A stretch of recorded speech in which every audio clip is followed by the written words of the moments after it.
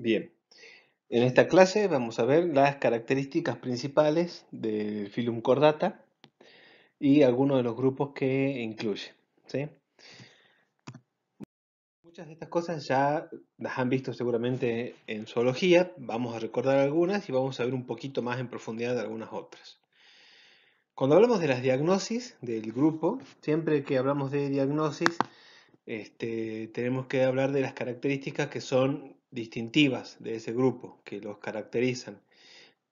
Las diagnosis, si ustedes se acuerdan, constituyen lo que serían las sinapomorfías. ¿Sí? Las sinapomorfías de un grupo son las diagnosis, las características que nos permiten afirmar que son un grupo natural y están todos relacionados entre sí. La primera y la más obvia es la presencia de notocorda. ¿Sí?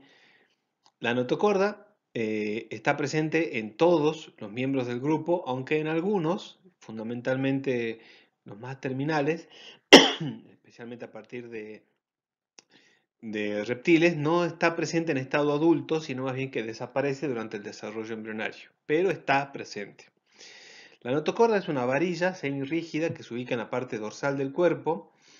Está formada por células llenas de vacuolas, ¿sí? Con líquido, que le dan una turgencia bastante importante. Y la función principal que tiene es de servir como un esqueleto interno, como un soporte para los músculos de la natación. Hay una cosa que tenemos que tener siempre presente y es que los primeros cordados, y por una gran cantidad de millones de años, la vida de los cordados fue en el agua. Entonces muchas de las características que encontramos en cordados, aún en cordados terrestres, derivan de la presencia de estas características que eran útiles para el medio acuático. Además de esa función mecánica que tiene como soporte de músculos, la notocorda también tiene una función muy importante para inducir el desarrollo de otros tejidos, y en este caso tejido nervioso, particularmente las neuronas motoras que van a inervar a los músculos de la natación. Otra característica, la presencia de un tubo nervioso dorsal. Lo importante de esta característica es que es un tubo hueco de posición dorsal, completamente opuesto a lo que ustedes deben haber visto que sucede en invertebrados, donde se trata de un cordón nervioso ventral. ¿Sí? Un cordón no es hueco, de posición ventral, y además tiene en algunos grupos esos ganglios en forma de escalera y demás, escalera de cuerda. En los cordados, ese tubo nervioso se forma por un proceso que incluye al ectodermo de la blástula. Si ustedes se acuerdan, en zoología deben haber visto el desarrollo embrionario, blástula, gástrula, neurula. El ectodermo de la parte superior de la gástrula comienza a plegarse, se forma un canal. Los pliegues de ese canal comienzan a crecer hacia los lados y terminan cerrándose para formar el tubo nervioso dorsal. ¿Sí? Al cerrarse, el tubo nervioso dorsal se separa del ectodermo y queda conformado. Los bordes de estas células, los bordes de estas placas, quedan formando unas celulitas que están en relación al tubo nervioso dorsal y al ectodermo, que se llaman células de la cresta neural. Esas células de la cresta neural son importantísimas porque van a generar por inducción la formación de un montón de otros tejidos. ¿Sí? Después, a lo largo de la evolución de los cordados, el extremo anterior del tubo nervioso se ensancha y va a formar parte de lo que se conoce como el encéfalo o el cerebro. Fundamentalmente con las capacidades neuronales superiores. Eh, Eventualmente también ese encéfalo quedará cubierto y protegido por una cápsula cartilaginosa que será el cráneo, y el cordón nervioso dorsal quedará protegido dentro de las vértebras. ¿Sí? En este caso, el centro vertebral va a alojar al cordón nervioso dorsal. Otra característica, el sistema atrial o hendiduras faríngeas. Las hendiduras faríngeas o sistema atrial comunican la cavidad de la faringe con el exterior. ¿Sí? se producen por un proceso llamado faringotremia, que es algo parecido a lo que habíamos visto recién, ¿sí? Ustedes tienen acá las paredes de la faringe, comienza a formarse del lado de afuera una invaginación y del lado de adentro también. Esto lo que termina formando es una cavidad. Esta cavidad es lo que permite conectar a el exterior con la cavidad interna de la faringe. La función original de ese sistema atrial de hendiduras faringeas era la filtración, que a través de una corriente que pasaba, una corriente de agua que pasaba todo el tiempo, permitía que las partículas alimenticias ingresaran a la faringe, quedaran atrapadas de alguna manera y fueran ingeridas por el organismo. Eventualmente, esa capacidad de filtración comenzó a ser acompañada por la captación de oxígeno y eventualmente perdió casi totalmente la función original de filtración alimenticia y quedó como un sistema respiratorio, que es lo que vemos típicamente en las branquias de los vertebrados acuáticos. Otra de las diagnosis es la cola postanal muscular. ¿Por qué hablamos de eso, de cola postanal muscular? Primero, siempre vamos a ver que lo que en el cuerpo de un organismo, lo que se define como cola es lo que está posterior al ano o a la cloaca. Ahora, hay muchos organismos que tienen algún tipo de estructura que parece una cola, pero esa estructura es un simple pliegue de piel o algo parecido que no posee músculos. En el caso de los cordados, esa cola postanal es muscular. De nuevo, todos los miembros del grupo la poseen en algún u otro estado. Debemos recordar que los primeros cordados y la gran mayoría de la vida evolutiva de los cordados sucedió en el agua y la cola es un órgano fundamental para la natación. En muchos grupos la cola está presente en el estadio embrionario, pero se pierde en el estadio adulto, pero sigue siendo una característica diagnóstica de cordados. Otra de las características diagnósticas de los cordados es la presencia del endostilo. El endostilo es una glándula que en los primeros cordados segrega una sustancia mucosa que tiene mucho componente, tiene como un componente principal el yodo y sirve fundamentalmente para que, como habíamos visto, el alimento pasaba por ese sistema atrial o de hendiduras faringias y el endostilo perdón, segrega una sustancia mucosa que recubre un canal en las hendiduras faringias y lo que produce es que las partículas alimenticias quedan pegadas a esa sustancia mucosa y van dirigiéndose lentamente hacia el tubo digestivo.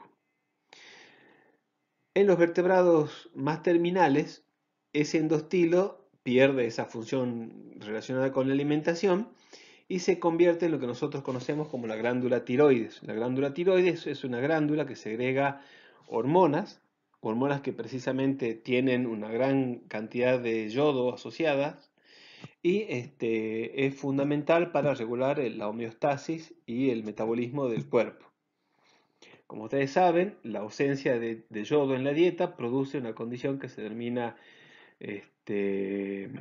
bocio, ¿sí? Que es el incremento de tamaño de la glándula tiroides y que se ha solucionado en muchos casos, el bocio era endémico del norte argentino, con la adición de yodo a la sal. La sal de mesa que nosotros consumimos está ayodada para evitar justamente la ausencia de yodo en la dieta. ¿Cuál es el origen de los cordados? ¿Sí? El tema del origen de los cordados y de los primeros grupos de vertebrados es bastante complejo porque eran animales que existieron hace mucho tiempo, ¿sí? Por ejemplo, el animal que estamos viendo de hace 520 millones de años, en el Cámbrico, y eran animales que no poseían ningún tipo de estructura ósea que sea fácilmente fosilizable, por lo cual los restos fósiles son bastante escasos. Este animalito llamado picaya tiene una estructura que se asemeja a una notocorda y tiene típicamente la musculatura segmentada que se observa en los primeros cordados. Entonces se hipotetiza que picaya sería uno de los organismos más relacionados al ancestro de cordados o directamente a algunos de los primeros cordados que se conozcan. Este otro organismo, muy pequeñito, fíjense el tamaño, la escala del tamaño aquí abajo, tiene varias características que lo asimilarían a cordados. Tiene musculatura segmentada, tiene una estructura que se pensó que era una notocorda, tiene arcos branquiales, que son los que se ven acá, que probablemente soportaban branquias, posee la cola. Entonces se pensó durante mucho tiempo que era también o el cordado más antiguo o relacionado con los primeros cordados. Como sucede con estos fósiles tan difíciles de identificar y tan complejos, siempre se hacen reevaluaciones, redescripciones y demás, y en una de esas se terminó concluyendo que no era un cordado, sino que aparentemente sería el representante de un filum relacionado a los cordados, pero totalmente fuera de ellos, que se denomina hemicordata. Otro fósil de que se hipotetiza como cordado primitivo son unos animales bien extraños que se denominan calcicordata. Se los clasificó a veces como equinodermos y tienen varias características bastante llamativas, ¿sí? Hendiduras faríngeas, una cola postanal, ¿sí? Una estructura que se asemeja a una notocorda, pero lo interesante de este grupo es que tenían, y por eso de ahí su nombre, una cubierta cálcica de carbonato de calcio que ellos segregaban, que en cierta manera también los relacionaba a los primeros vertebrados. De todas maneras son de nuevo organismos muy pequeños a los que es bastante difícil acertarles una clasificación adecuada. Por tanto, el origen de los cordados o los primeros representantes de cordados siguen siendo una cosa que es bastante controversial por el momento. Acá tenemos una filogenia de cordados. Esta filogenia está sacada de un libro que ustedes deben conocer, que es el Hickman, libro de zoología. Y está buena porque si bien presenta la mayoría de los grupos de cordados y vertebrados actuales, es interesante cómo muestra algunos de los grupos. ¿Qué tiene de interesante también? Si ustedes se fijan, en cada uno de los nodos, aquí, aquí, aquí y aquí y todos los demás, anota las características diagnósticas de este grupo. ¿Sí? Por ejemplo, notocorda, tubo nervioso dorsal, hendiduras faríngeas, cola postanal.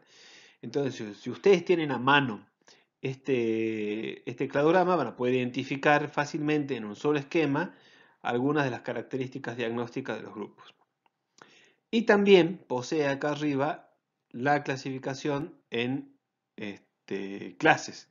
Cordata, eucordata, craniata, natostomata, teleostomi, son grupos y tetrápoda. Y por último, amniota. Son grupos que vamos a ir viendo, digamos, en la cursada. Esos grupos están bien. Ahora, todos los grupos que están en esta escala, en esta parte del esquema, es interesante y por eso se los menciono a este cladograma, porque todos esos grupos están equivocados. Tanto los protocordados, ¿sí?, como los agnatos, como los osteictios típicos que ustedes conocen, como los reptiles, son grupos parafiléticos. ¿Sí? Son grupos que están equivocados. Como habíamos visto en la clase anterior, los grupos parafiléticos son grupos que no nos sirven para ver relaciones. El ejemplo típico, como hemos visto, reptiles. Aquí reptiles está incluyendo a tortugas, lepidosaurios y cocodrilos y dejando afuera a aves, cuando en las relaciones vemos claramente que cocodrilos está más relacionado con aves que con los lepidosaurios. Sin embargo, queda fuera en esa clasificación. Entonces tengan en cuenta, los grupos que están en la región superior del cladograma son correctos. Los grupos que están en el segundo renglón son incorrectos, son todos parafiléticos. Vamos a ver la primera de las clasificaciones del Phylum Chordata. Esto es una manera de representar las clasificaciones de la misma manera que en un cladograma y de la misma manera que con las categorías. Ustedes van a ver que hay algunos grupos que no tienen ninguna categoría asignada y de hecho se puede abandonar por completo el uso de categorías, no ponerle ninguna categoría, ni filum, ni clase, ni subclase, ni nada, ningún grupo taxonómico mientras estén ubicados de esa manera, en ese esquema que se llama indentado. ¿Qué significa? Que, por ejemplo, Phylum Chordata es el grupo más grande. Tunicata, que tiene una especie de sangría, esa sangría me indica que tanto Tunicata y Euchordata, que están a la misma altura, están dentro de Chordata. Y a su vez, Acidacia, Thaliacea y Larvacia tienen esa especie de sangría dentro de Tunicata y puedo decir que están incluidos dentro de Tunicata. Lo mismo con Cefalocordata y lo mismo con Craniata. Estos grupos que están a la misma altura son equivalentes, ¿sí? Y Conodonta, Mixini y Vertebrata están dentro de Craniata. Ese tipo de esquema nos da la misma información que las clases y nos evita toda una serie de problemas que tienen las categorías obligatorias que no viene el caso mencionar ahora. Pero ustedes pueden usarlas si lo desean o si lo desean no usar ninguna. Nosotros encontramos que, a diferencia de lo que se dice típicamente y lo que habíamos visto en la diapositiva anterior, Tunicata es el grupo más basal de los cordados. Ahora, hay estudios moleculares que dicen que no, sino que Cefalocordata es el grupo más basal de los cordados, ¿sí? Cefalocordata está acá, mientras que Tunicata es el grupo hermano de los vertebrados, ¿sí? Acá. Eso haría que el grupo de cordados, en principio, como nosotros los conocemos, sea parafilético, porque ustedes tendrían a los cefalocordados relacionados con los equinodermos por fuera de cordados. Entonces, para eso se define un grupo nuevo que se llama olfactores, que incluye a lo que nosotros conoceríamos como los cordados, dejando afuera cefalocordata. ¿Por qué ese problema con cefalocordata? Lo vemos enseguida, pero cefalocordata es un grupo con unas características muy extrañas que hacen pensar que probablemente no esté tan relacionado a los cordados como se pensaba. De todas maneras, nosotros vamos a seguir manteniendo en principio la clasificación que les mostré hace un rato, en la que el grupo más basal de cordados son los tunicados, que son estos que estamos viendo. Son un grupo bastante extraño. ¿Por qué? Porque en estado adulto no presentan prácticamente, salvo el sistema atrial, ninguna de las características diagnósticas de cordados, sino que las han perdido. Sí tienen una característica muy llamativa y es la presencia de una túnica, de ahí el nombre del grupo, una especie de lámina que envuelve el cuerpo, que está formada fundamentalmente por celulosa, lo que es una cosa muy extraña porque la celulosa es un tejido típico de los organismos vegetales y aquí está presente en un organismo animal. ¿Cuáles son las diagnosis de ese grupo? ¿Sí? El cuerpo segrega esa túnica celulosa que lo envuelve por completo. La notocorda y el tubo nervioso dorsal solo está presente en la cola. Presentan unas características que es sifones llamados inhalante y exhalante. El celoma, si ustedes se acuerdan, en el celoma lo vieron en todos los invertebrados, bueno, en cordados y invertebrados deja ya de ser importante y desaparece en un par de grupos. Y tienen un ganglio cerebral que se forma a partir del conducto neurohipoficiario. Salvo algunos grupos, los tunicados tienen una metamorfosis muy profunda que reorganiza completamente al adulto, ¿sí? La larva tiene una serie de características, es de vida libre, Sufre una metamorfosis muy profunda y termina dando, en la mayoría de los grupos, un adulto sésil. ¿Sí? Dentro de Tunicata vamos a encontrar tres clases: Acidácea, Taliácea y Larvácea. La primera, y quizás la más conocida dentro de los tunicados, es la clase Acidácea. ¿Sí? Son los más diversos, los más conocidos, los más comunes. La inmensa mayoría son sésiles, es decir, que viven fijados al sustrato. Hay algunos pocos de vida libre y pueden ser solitarios, coloniales o compuestos. ¿Cuál es la diferencia entre eso? Un organismo solitario es un individuo que vive solo y se puede identificar fácilmente sus sifones. Un organismo colonial, que es esto por ejemplo que vemos acá, se trata de muchos individuos juntos, pero que pueden en este caso ser identificados individualmente. Mientras que un organismo compuesto, en el caso de los tunicados, o de los acidáceos, perdón, se trata de muchos individuos que comparten una cavidad atrial faríngea grande y poseen muchos sifones incurrentes y unos cuantos sifones escurrentes. Parecen un saco, de ahí su nombre, y la cavidad atrial es bastante grande, está muy bien desarrollada, tienen un sifón inhalante por donde ingresa el agua y un sifón exhalante por donde el agua sale. El agua va a hacer que ingresen las sustancias alimenticias y además el oxígeno que van a usar para la respiración. Dentro de los acidáceos encontramos tres clases: enterogona, pleurogona y octanemia. ¿Sí? Una de las características llamativas de los acidáceos es la metamorfosis. Esto que se observa acá es la larva de los acidáceos. La larva se la llama larva en renacuajo porque parece justamente un renacuajo, y la notocorda y el tubo nervioso dorsal están solamente en la cola. Este organismo, cuando llega el momento de la metamorfosis, se fija por la región anterior, si es que se puede llamar, al sustrato, y sufre una metamorfosis muy grande. La cavidad atrial incrementa mucho su tamaño, se degenera la notocorda, se degenera el tubo nervioso dorsal, queda solamente ese ganglio que habíamos mencionado, y se desarrollan los sifones. ¿Sí? Entonces siempre vamos a encontrar dos sifones: el inhalante y el que sale hacia el costado, el exhalante. ¿De acuerdo? Otra de las clases dentro de tunicata son los taliáceos.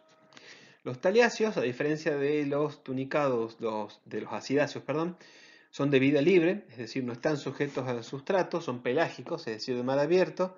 Pueden ser solitarios o pueden ser coloniales. En este caso, lo que estamos viendo acá es una colonia. Pueden llegar a tener, esas colonias pueden llegar a alcanzar tamaños muy grandes. Tienen ciclos de vida complejos que a veces se asemejan a los de muchos invertebrados, donde alternan entre mecanismos de reproducción sexual y asexual. La reproducción sexual es mucho más rápida y mucho más eficiente cuando hay una gran cantidad de nutrientes, mientras que la reproducción asexual es ventajosa porque provee variabilidad. ¿Sí? Al realizar la reproducción sexual se produce variabilidad y eventualmente la evolución de los organismos. Otra característica diferente a los acidáceos es que los sifones inhalantes y exhalantes están en lados opuestos. El sifón inhalante en la región esta y el sifón exhalante en la región posterior. Dentro de los taliáceos encontramos algunos grupos bien llamativos que son los pirosómidos. Son coloniales, son bastante conocidos porque forman estas colonias muy muy grandes y además son fosforescentes, ¿sí? Entonces poseen fosforescencia que los hace fácilmente visibles y además, como les decía, tienen un tamaño bastante grande. Otro orden dentro de taliáceos son los doliólidos o orden doliólida. Son solitarios, pequeños, son bastante llamativos porque poseen estas bandas musculares que se ven acá, son 8 siempre, y le dan ese aspecto de barril. también tienen alternancia de generaciones sexuales y asexuales. Luego el orden Sálpida también son coloniales y también pueden alcanzar mucho tamaño. Tienen ciclos de reproducción sexual y asexual y a veces sufren, como otros organismos planctónicos, explosiones de abundancia cuando hay una gran disponibilidad de alimento. El último grupo, la última clase dentro de los tunicados son los larváceos. Son de vida libre, no tienen metamorfosis. Hay cerca de 70 especies, bastante poquitos. Serían animales pedomórficos, es decir, son animales maduros que todavía retienen características larvales, ¿sí? La forma de la larva, renacuajo, la mantienen hasta la vida sexualmente madura. Estos organismos tienen un tronco y perdón, esa es la cola, lo que acabo de marcar, y un tronco. La cola tiene el tubo nervioso dorsal y la notocorda. ¿Qué tiene de particulares estos animales? Que segregan un habitáculo por donde ingresa el agua y luego sale y produce de esta manera el ingreso de las sustancias alimenticias y el oxígeno. Cuando ese habitáculo se llena de basura, lo abandonan y segregan otro rápidamente, más o menos cada 4 horas. Todos los larváceos tienen reproducción sexual, ¿sí? No existe la reproducción asexual como habíamos visto que es típica en los taliáceos. Y solamente a orden informativo tenemos 3 familias, ¿sí?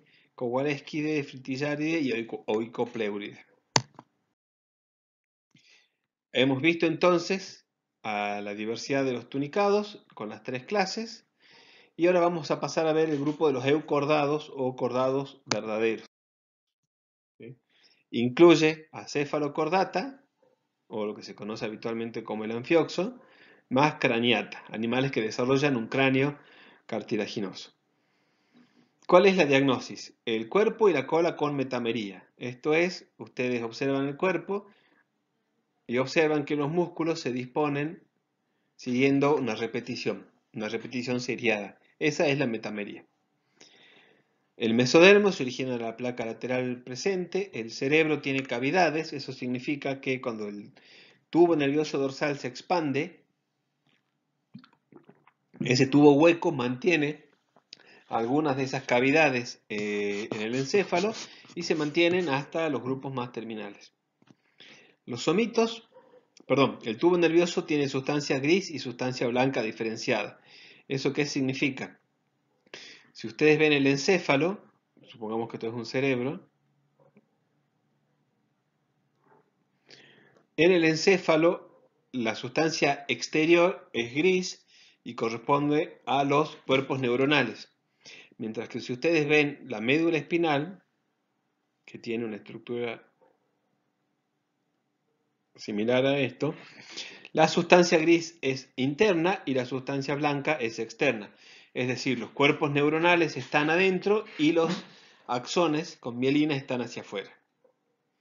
Los somitos tienen doble inervación, que es dorsal y ventral. Los somitos son los paquetes musculares que rodean al cuerpo. Y se refiere a que están inervados dorsal y ventralmente. Los sexos son separados, es decir, no hay hermafroditas. Hay podocitos en el sistema excretor. Los podocitos son unas células que tienen este tipo de estructura. Este es el núcleo, este es el cuerpo celular y tienen todas estas estructuras en forma de patitas que apoyan sobre un vaso, puede ser una arteria o puede ser una vena. Esos podocitos lo que hacen es absorber, reabsorber y absorben y secretan sustancias a a los vasos, del sistema excretor. Entonces pueden absorber agua y eliminar hacia esos vasos sustancias de desecho. El sistema circulatorio se organiza en una aorta dorsal y una aorta ventral con una circulación branquial ventral a dorsal, es decir, que la sangre viene del cuerpo hacia las branquias, se oxigena y dorsalmente sale de nuevo hacia el cuerpo. Dentro de los eucordata, encontramos a dos grupos, dijimos, cefalocordata y craniata. Vamos a ver ahora a cefalocordata, o lo que se denomina anfioxo, aunque el nombre correcto es branquiostoma. ¿Por qué? Porque se lo describió como anfioxus, en realidad el género, pero luego se descubrió que ya había sido descrito antes y se había puesto el nombre branquiostoma. Entonces, justamente el código de nomenclatura zoológica resuelve ese problema del mismo organismo con dos nombres, diciendo, bueno, el que se describió primero es el válido. Entonces, el nombre válido es branquiostoma. Son bastante poco diversos, muy poquitas especies, se los encuentra eso sí en todo el mundo, y en algunos lugares son tan abundantes que se los usan como alimento. ¿Qué diagnosis tienen? Primero, lo que le da nombre, cefalocordata, la notocorda se extiende por delante del tubo nervioso. El tubo nervioso termina a esta altura, pero la notocorda se extiende por delante. Los órganos genitales son metaméricos, se pueden observar acá. Los órganos excretores son metaméricos. La musculatura también es metamérica, como pueden verlo ahí. Y los órganos sensoriales, que son muy básicos, están incluidos en el sistema nervioso, es decir, no hay cápsulas de los órganos nerviosos, los ojos o las estructuras que parecen ojos en este caso, no están por fuera del sistema nervioso, sino que están incluidos en ese tubo nervioso o ese encéfalo primitivo. ¿Sí? La notocorda, como les decía, se extiende a lo largo de todo el cuerpo, pero tiene una característica particular. La notocorda de los cefalocordados está formada por células musculares, a diferencia de la notocorda de otros cordados, donde está formada por, habíamos dicho, células vacuoladas. Esta característica, sumado a otras muy extrañas que tiene, hace que se crea que realmente los cefalocordados son más bien convergentes con los cordados y estarían bastante, o no estarían tan estrechamente relacionados. Para alimentarse tienen un capuchón oral con cirros, que son esas estructuras que se ven ahí como pelitos, que generan una corriente de agua que ingresa al cuerpo y les lleva el oxígeno y las partículas alimenticias. Son filtradores. ¿Sí? No tienen corazón, la sangre se mueve justo por vasos que son contráctiles, es decir, venas que tienen musculatura que son contráctiles. ¿Sí? Hay dos grupos, solamente dos familias dentro de los cefalocordatas, los Branchiotomatidae y los Epigonictidae. Durante mucho tiempo, este grupo fue considerado el animal más cercano a los vertebrados. Y además posee todas las características de los cordados de manera muy clara y muy fácil de identificar. ¿Sí? La notocorda, el tubo nervioso, la cola y las hendiduras faríngeas. Tiene un ciego hepático, es decir, una diferenciación del tubo digestivo que eventualmente cumple las funciones de hígado, un órgano similar al páncreas, la musculatura segmentada, como tienen el resto de los vertebrados. Entonces, por esas muchas características, los relacionan bastante a el ancestro de los primeros cordados. Pero no tiene cabeza bien diferenciada, no tiene órganos de los sentidos desarrollados y tiene cosas muy extrañas, ¿sí? Que sin entrar en demasiado detalle, ustedes vieron cuando veían en zoología la simetría de los organismos, la simetría bilateral. La simetría bilateral dice que nosotros tenemos un organismo y podemos hacer un eje a lo largo del cuerpo y que todos los órganos de una mitad van a ser iguales a los órganos de la otra mitad. La simetría especular. Bueno, este organismo no es simétrico. En estado adulto es asimétrico, lo que es una cosa muy particular y muy extraña. Entonces, probablemente este organismo esté bastante más alejado del origen de los vertebrados como se suponía en un principio. Y con eso terminamos la primera clase de cordados.